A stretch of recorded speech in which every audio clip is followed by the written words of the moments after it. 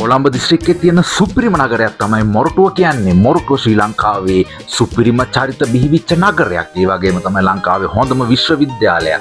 Moratuwa විශ්වවිද්‍යාලය, German tech වගේ හොඳම ඉස්කෝලේ වලින් සම්පූර්ණ වෙච්ච සුපිරිම නගරයක් තමයි මොරටුව කියන්නේ. ඒ වගේ තමයි මොරටුවේ ඉන්නේ සුපිරිම වැඩෝ කිව්වොත් පුළු ලංකාවම දන්නවා. ඉතින් අපේ මොරටුවේ ඉන්න අමාත්‍යතුමා හර්ෂ නානක්කාර මහත්මයා, නියෝජ්‍ය ඇමති ප්‍රසන්න මහත්මයා, මොරටුවේ නගරාධිපති නිශාන්ත මහත්මයා ඇතුළු සියලු දෙනා මේ මොරටුව ලස්සන කරන්න මේ කරන වැඩපිළිවෙල අපි අහලා ඉමු. ජයෙන් ජය වේවා මොරටුව ජනතාවට. අද දිනේ අපිට ගොඩාක් වැදගත් දවසක්.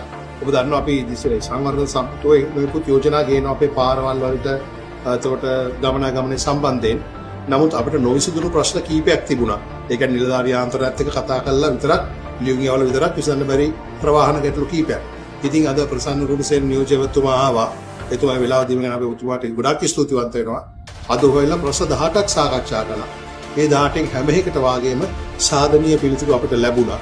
ඒ වගේම ඉදිරි සැලැස්මවල ඒ කියන්නේ මොකටද ප්‍රවාහනයේ සම්බන්ධයෙන්, පාරවල තියෙන ගැටලු සම්බන්ධයෙන් අපේ සංවර්ධන කමිටුලාප යෝජනා විශාල ප්‍රමාණයක් සමුදට සාකච්ඡා කළා.